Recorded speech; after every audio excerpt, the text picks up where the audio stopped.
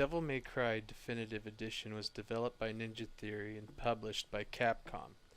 It originally came out back in January of 2013, so it's a 5-year-old game at this point in time, nearly a classic. But does it deserve the classic moniker? Or is it a flawed idea that was just re-released with upgraded textures? Let's find out, shall we? I played the Devil May Cry series ever since my brother bought a copy of the original back many years ago on the PlayStation 2. We had great times playing as Dante, switching his weapons, the fixed camera angles.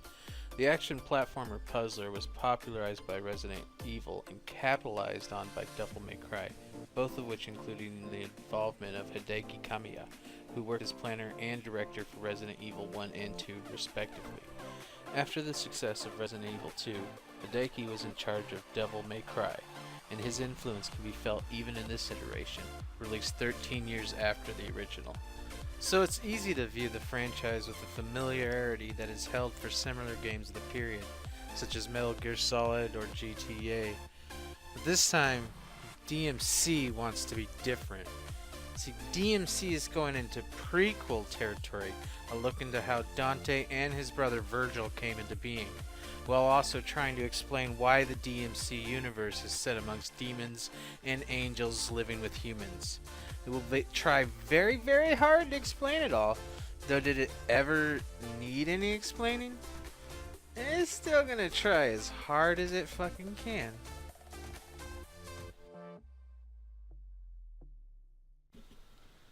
Devil May Cry utilizes full motion capture, using both voice and capture actors that trace the movements and play out the cutscenes that dominate this game.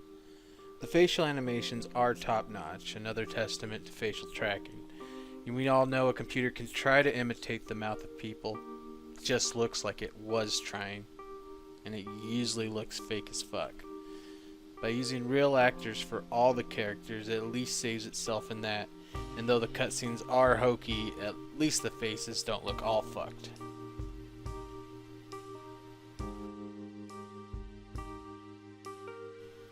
The story for this iteration, well, it sucks, really. It's as basic as you can get for a tale of demons, angels, and their various spawn. It feels lazy. I mean, side characters are introduced at the most opportune times and then suddenly drop. They feel and they are there merely to keep Dante moving to the next objective. It has so much potential. I mean, a world of demons and humans blended together sounds pretty dope. But instead of taking it to like a They Live level, it just flounders in its own demon juices. Every time I thought it was going to take an interesting turn, it just kind of went the safest, most predictable direction instead. Instead of taking risks like killing a friendly character or two, they just get to all live while all the bad demons are taken out. It almost makes me wonder why they approved it. They could have gone so many directions, done so many things with this IP, yet they seem to say, no one will care about the story if the action is good. Well, as good as the action might be, when half the game is fucking cutscenes, they had better be good and interesting. I'm gonna bitch about it, and your lazy fucking script writing.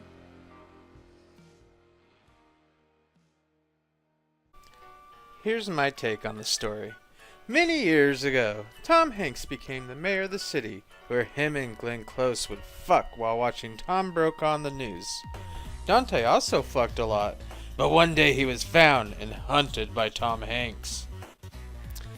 Dante then meets a thought who shoots jizz out of a spray can to teleport between worlds, just like Stormy Daniels. She takes Dante to meet Virgil, a Sephiroth cosplayer.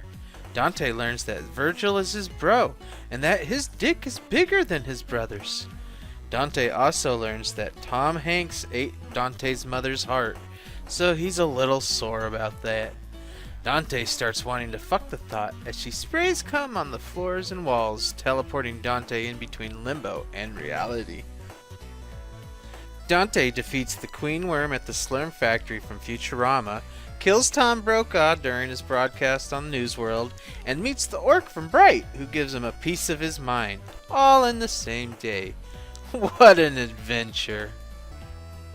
When the thotty gets captured, Dante has to abort Tom Hanks's baby and then kills baby mama Glenn Close. But they still get the thotty back. Tom Hanks exposes himself after seeing the box office returns to the post and destroys most of the city. Dante and Virgil finally kill Tom Hanks, ending his movie career forever. Virgil thinks he can become the next box office king, but Dante shuts that shit down quick. Dante grabs the thotty's ass at the end, insinuating that they'll have intercourse. Very, very rough and unpleasurable intercourse. There, I just made this actual story about 23 times fucking better. It gives no sort of real risk in the story, something it badly needs if I'm going to care about the world and it being overtaken by demons. I mean, the whole concept makes it seem like the world is fucked anyway, so why does Dante or myself even care? Answer: we really don't. The real meat of this game is the combat, though. As with all Devil May Cry games, the combat is the most important and also impressive aspect. DmC Definitive Edition is no different. The use of triggers to switch between demonic and angelic weapons is intuitive, and it adds many intense moments, switching between a glaive, hammer, and sword, all on one single foe. The options to upgrade the weapons are scant, really. I mean, sure, giving me different buttons to press and pulling off sick combinations feels good in action, but does it really change the experience?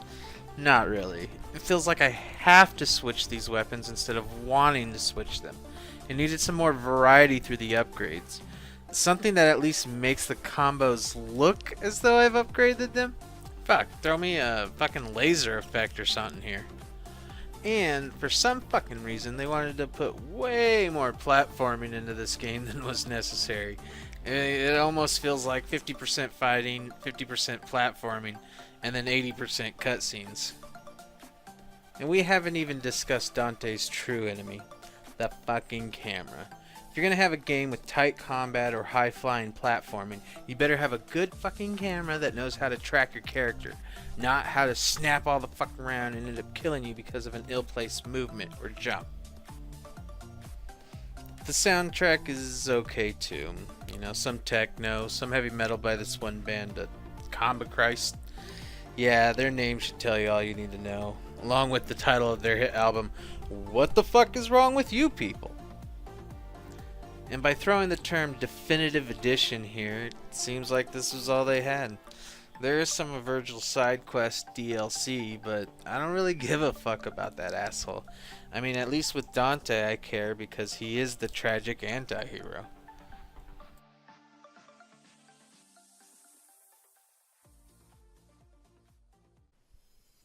Garbage Man rating? It's a 3 out of 5. I really wanted to give it a 4, but DmC just has too many mistakes, too many letdowns, not enough demons. I mean, I came here to kill demons and chew bubblegum, and I'm all out of both. The linear path that Dante follows has visual flair, but it lacks depth, it lacks purpose.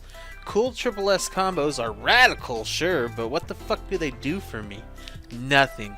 Nothing but make me sit through long-ass cutscenes that think they're so fucking clever. They could have done something really cool with their combat system here.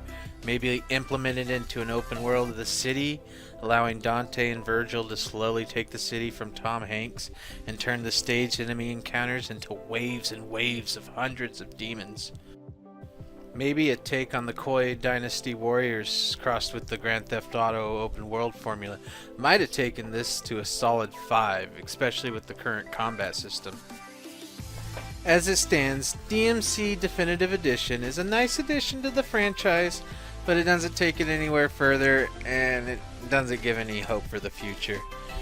In a way, it reminds me of Legacy of Kain Defiance, you know, a good direction but a thoroughly circular and overindulgent weak story. I mean, DmC was never the height of story-based gameplay, but at least the other games were interesting enough. I mean, or more than this one was anyway. DmC Definitive Edition is just a stupid story wrapped in a button-mashing adrenaline pump. It has its highs, but the lows are way too low, man. It has great combat, something that should be expected of the developer Ninja Theory, but it has too many flaws in story, camera, and purpose. I want to like it more, but it just won't let me. This was the cheap-ass gaming garbage man. We'll slay some more demons soon. And that was the cheap-ass gaming garbage man reviews DmC Definitive Edition. This is my first video, y'all. I hope y'all like it. Please let me know what you think in the comments or find me on minds.com. I'm going to be doing State of Decay 2 next, so tune into that. And until the next game, players, play on.